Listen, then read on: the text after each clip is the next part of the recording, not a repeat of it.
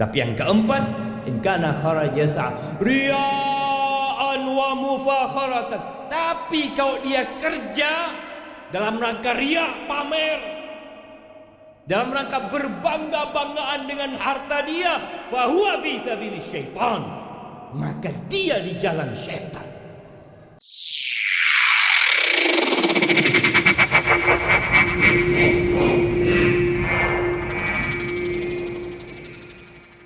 Wahai manusia-manusia yang beriman,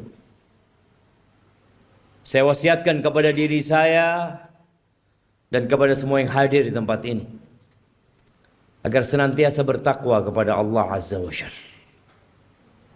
Hanya mereka yang diterima amalannya, hanya mereka yang akan hidup berbahagia, hanya mereka orang-orang yang sukses di dunia dan di akhirat. Allah Jalla Jalaluh mengulangi perintahnya, dan para rasul menyampaikan berulang kali, dan para pewaris Nabi diteruskan perintah itu untuk mereka. Ya ayyuhalladzina amanu taqullah, wahai orang-orang yang beriman, bertakwalah kalian kepada Allah. Kalimat yang sering kita dengar, yang terus diulang-ulang, karena kita memang sering lupa. Haqqa tuqatihi, ketakwaan yang sebenarnya bukan sekedar tulisan yang dipampang, bukan sekedar ucapan yang diungkapkan, tapi sesuatu yang diyakini oleh jiwa kita, kemudian diucapkan dengan lisan kita, dan dipraktekkan dengan raga kita. Dan Allah mengatakan, wala tamutunna illa wa antum muslimun. Kalian jangan mati kecuali dalam kondisi Islam. Yang menjadi standar orang baik bukan sekarang, tapi tatkala ajal menyebut kita. Jamaah rahimakumullah, setiap hari kita keluar rumah kita, orang-orang juga keluar dari rumahnya. Anak-anak juga berangkat ke sekolahan. Besok mereka akan melakukan itu lagi. Terus rutinitas yang dikerjakan oleh manusia. Ada yang ke pasar, ada yang ke kantor, ada yang ke pabrik, ada yang di jalanan. Semuanya mencari apa? Mencari uang, mencari harta. Allah telah menanamkan di dalam jiwa kita kecintaan kepada harta. Zuyyina linnas hubbus syahawat minan nisa wal banin wal qanatiril muqantarati minadh dhahabi wal fiddah wal khailil musawwamati wal an'ami wal harth dzalika mata'ul hayatid dunya wallahu 'indahu husnul ma'ab. Allah menjelaskan kepada kita bahwa telah ditanamkan kecintaan syahwat kepada wanita, kepada anak-anak, kepada harta yang berlimpah ruah, yang bertumpuk-tumpuk. Dulu kuda-kuda yang mewah, sekarang mobil-mobil yang mewah. Pertanian, peternakan, itu sesuatu yang sudah dicintakan kepada kita. Itu kesenangan kehidupan dunia. Tapi di sisi Allah ada tempat kembali yang baik. Lihatlah orang terkaya di dunia ini. Kemana dia bawa hartanya? Dia tinggal. Dia tinggal selama-lamanya di muka bumi ini. Di negeri ini kita sering membaca 10 orang terkaya. 1 fulan, 2, 3, 4, 5, 6, 7, 8, 9, 10. Semua hartanya ditinggal. Hati-hati dengan dunia ini. Jangan sampai kita tertipu. Silahkan bekerja, silahkan cari harta, tapi ambisi kita bukan dunia. Karena kita gak lama tinggal di dunia, jemaah. Sungguh sangat bodoh manusia yang menimbun hartanya di sebuah tempat. Dia taruh di brankas. Tiap hari dia kumpulkan di sana. Kemudian setelah itu dia tinggal selama-lamanya. Kemana akalmu? Bukankah engkau capek menumpuk harta itu? Bukankah engkau sekolah tahunan untuk mendapatkan harta itu? Dan engkau udah dapat. Kenapa engkau nggak bawa? Kenapa kau tinggalkan? Selama-lamanya kau tinggalkan di muka bumi. Dan kebanyakan kita seperti itu. Hanya bekerja dan terus bekerja, kemudian pergi meninggalkan dunia. Ahibati fillah. Sebagian kita sudah hidup menderita jiwanya. Maka disebutkan oleh WHO sudah ada 1 miliar manusia yang sakit jiwa, sakit mental. Kata Nabi SAW mengingatkan para sahabatnya, kaifa antum idza futiyat alaikum Faris wa Rum, ayu qaumin antum? Kira-kira bagaimana kondisi kalian? Nabi menyampaikan ini dalam kondisi sahabat susah, tidak tahu apa yang besok mereka makan. Dalam kondisi sebagian sahabat ketika berangkat perang, sehari hanya makan 1 butir kurma. Sehari hanya 1 butir kurma. Rasulullah SAW menyampaikan ini dalam kondisi sahabat berangkat perang, dalam kondisi tidak ada alas kaki buat mereka. Sampai kuku mereka ngelupas. Nabi menanyakan kepada mereka yang hidup menderita secara harta pada waktu itu, kira-kira bagaimana kondisi kalian apabila Persia dan Romawi ditaklukkan, kemudian harta mereka dibagikan kepada kalian? Ayu qaumin antum?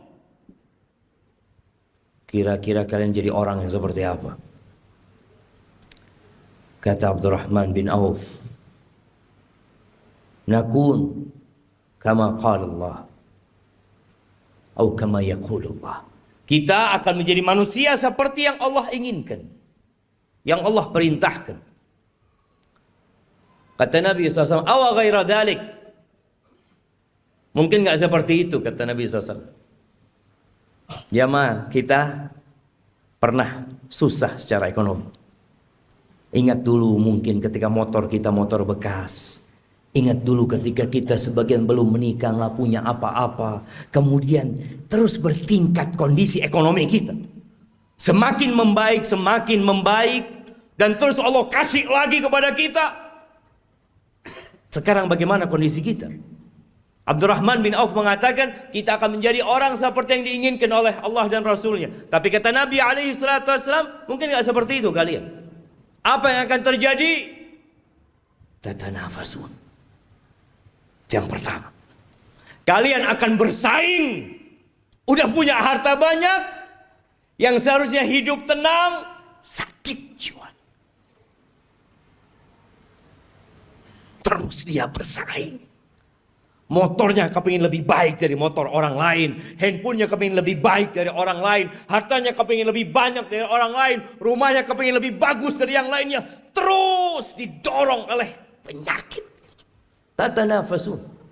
Itu yang akan terjadi. Oke. Bersaing boleh kan? Selama kita tidak menzalimi orang lain. Tapi Nabi SAW mengatakan itu hanya awal yang akan terjadi. Yang kedua, thumma tatahasadun. Kalian akan saling hasud setelah itu. Karena dunia ini sempit, jamaah. Kursi-kursi itu terbatas. Kalau sudah ada yang duduk di sana, yang lain nggak bisa duduk di situ. Dia harus turunkan dia. Dia harus menggantikan posisi itu. Kalian akan saling hasud. Kita lihat orang-orang yang di pasar. Bagaimana kondisi jiwa mereka. Yang mungkin tampak sehat-sehat menurut kita. Tapi sakit jiwanya. Nabi menyampaikan kalian akan saling iri. Kalian akan saling hasud. Nggak suka orang lain lebih baik dari dia daripada sisi. Nggak suka dia. Padahal saudaranya Muslim. Yang seharusnya dia bergembira dengan kegembiraan saudaranya. Yang seharusnya dia cinta kepada saudaranya. Seperti dia mencintai diri dia sendiri. Tapi itu tidak terjadi. Kalian akan hasud. Akan iri. Selesai enggak? Yang ketiga. Thumma tatadabarun. Kalian nggak saling bertegur sapa, nggak kepingin ketemu. Kalau ketemu sama saudaranya sakit hatinya. Selesai? Belum. Yang keempat, yang akan dibawa pulang, yang akan dibawa tidur, yang akan dibawa makan, thumma tatabaghadun. Kemudian kalian akan saling membenci. Kalian akan bermusuhan dengan saudara kalian sendiri. Ahibati fillah. Itu penyakit yang sudah menimpa kita. Nabi alaihissalatu wassalam mengatakan, dabba ilaikum da'ul umam. Sudah menyerang kalian penyakit-penyakit umat yang sebelumnya. Iri dan dengki. Ahibati fillah. Tidak dilarang kita mengumpulkan harta. Tapi tolong niatnya yang diperbaiki. Rasulullah sallallahu alaihi wasallam ketika melihat ada seorang sahabat yang bekerja keras mengumpulkan harta, kata orang-orang di kalangan sahabat yang lainnya mengatakan, laita hadza fi sabilillah. Aduhai kalau kekuatan dia, energi dia itu disalurkan di jalan Allah, di jihad fi sabilillah. Maka Nabi mengatakan kepada para sahabatnya, lau kana yas'a. Kalian tahu kalau orang ini keluar bekerja dalam rangka memberikan nafkah kepada kedua orang tuanya yang udah sepuh, fahuwa fi sabilillah. Dia di jalan Allah. Yang kedua, lau kana kharaj yas'a ala auladin lahu sighar. Kalau dia bekerja dalam rangka niatnya memberikan nafkah kepada anak-anak yang masih kecil, fahuwa fi sabilillah. Dia di jalan Allah. Jangan diremehkan dia bekerja. Yang ketiga, in kana kharaja yas'a yu'iffa nafsah. Kalau dia keluar bekerja dalam rangka menjaga kehormatan dirinya agar dia tidak jadi benalu di masyarakat, dia tidak menyusahkan orang lain, dia sedang ingin menjaga kehormatan dirinya, nggak ingin minta-minta sama orang, fahuwa fi sabilillah, maka dia pun di jalan Allah. Tapi yang keempat, in kana kharaja yas'a riya'an wa mufakharatan. Tapi kalau dia kerja dalam rangka riya, pamer, dalam rangka berbangga-banggaan dengan harta dia, fahuwa fi sabilis syaitan, maka dia di jalan syaitan. Jangan sampai tiap hari kita keluar rumah kita, kita sedang berada di jalannya syaitan. Bekerja hanya untuk berbangga-banggaan, hanya untuk pamer kepada orang lain. Aqulu qawli hadza wa astaghfirullah li wa lakum wa lisairil mu'minin wal mu'minat fastaghfiruh innahu huwal ghafurur rahim. Allahumma shalli ala sayyidina Muhammad wa ala ali sayyidina Muhammad.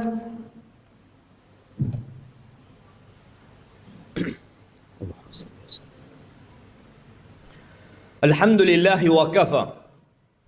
Wassalatu wassalamu ala nabiyil mustafa Sayyidina wa maulana Muhammadin wa ala alihi wa ashabihi wa man iqtafa, amma ba'd. Ahibati fillah. Berapa banyak dari orang-orang yang kita kenal yang telah pergi meninggalkan dunia ini.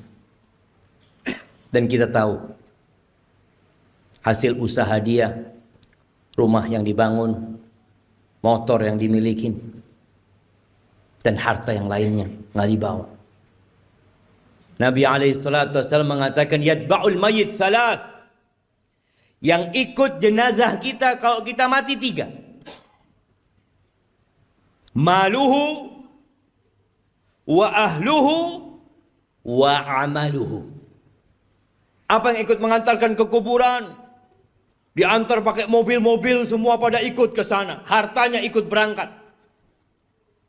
Kalau dia orang kaya, punya banyak anak buah, anak buahnya ikut mengantarkan ke kuburan. Kalau dia orang terkenal yang banyak fan-nya, akan banyak yang ikut mengantarkan ke kuburan. Ya, keluarga, harta ikut. Yang ketiga amal. Yang 2 pulang. Tuh kita lihat ribuan orang yang mungkin mengantarkan jenazah.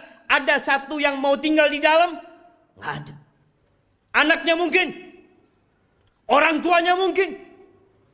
Kawan dekatnya? Nggak ada. Anak buahnya? yang dia kasih bayaran, yang terus dibayar, mau menemani majikannya di dalam kuburan? Nggak ada. Siapa yang menemani? Amaluhu, bas amalnya. Maka segera beramal. Badiru bil amal. Kata Nabi SAW, segera kalian beramal. Segera. Fitanan kaqita'il lailil muzlim. Sebelum datang fitnah-fitnah, ujian-ujian, kekacauan-kekacauan yang seperti potongan malam yang gelap gulita. Apa yang terjadi ketika datang fitnah itu jemaah? Kalau kita menunda-nunda beramal, menunda-nunda hijrah kita, menunda-nunda untuk berubah jadi orang baik, yusbihur rajulu mu'minan wa yumsi kafiran. Paginya masih beriman, sorenya sudah kafir. Wa yumsi mu'minan wa yusbihu kafiran. Sorenya masih beriman, datang kajian mungkin dia, masih sholat asar, subuhnya sudah kafir. Kenapa itu terjadi? Yabi'u dinahu bi'aradin minad dunya. Dia jual agamanya. Dia jual. Dia barter dengan sedikit kenikmatan dunia. Nggak lagi mikir halal haram yang ada dalam benaknya, harta, jabatan, kedudukan, padahal semua itu akan ditinggalkan. Maka ahibati fillah, hari ini hari Jumat, harinya bersalawat buat Nabi alaihi salatu wassalam. Harinya dianjurkan kita membaca suratul Kahfi. Baca tuh surat Kahfi, baca dengan artinya, baca pesan-pesan Allah kepada kita agar kita tidak diperbudak dengan harta kita. Biasanya imam kalau salat Jumat itu membaca 2 surat, Sabbihisma rabbikal a'la dan hal ataka hadithul ghasiyah. Tolong pulang dari sini baca tafsirnya, sehingga kita tahu pesan-pesan yang Allah sampaikan agar kita tidak lebih mementingkan kehidupan dunia. Kata Allah, bal tu'thiruna al-hayatad dunya. Tapi kalian udah dikasih nasihat, tetap kalian lebih mementingkan kehidupan dunia. Wal akhiratu khairu wa abqa. Akhirat itu lebih baik dan lebih kekal. Ahibati fillah, innallaha wa malaikatahu yusalluna 'alan nabi ya ayyuhalladzina amanu sallu 'alaihi wa sallimu taslima. Allahumma salli wa sallim wa zid wa barik wa an'im ala 'abdika wa rasulika habibina wa sayyidina Muhammad. Allahumma ighfir lil mu'minina wal mu'minat wal muslimina wal muslimat al ahya minhum wal amwat innaka sami'un qaribun mujibud da'awat. اللهم منزل الكتاب مجري السحاب هازم الأحزاب اهزم أعداءك أعداء الدين يا رب العالمين. اللهم اهزم أعداءك أعداء الدين يا رب العالمين. ربنا ظلمنا أنفسنا وإن لم تغفر لنا وترحمنا لنكونن من الخاسرين. ربنا لا تزغ قلوبنا بعد إذ هديتنا وهب لنا من لدنك رحمة إنك أنت الوهاب. ربنا آتنا في الدنيا حسنة وفي الآخرة حسنة وقنا عذاب النار. وسبحان ربك رب العزة عما يصفون وسلام على المرسلين والحمد لله رب العالمين.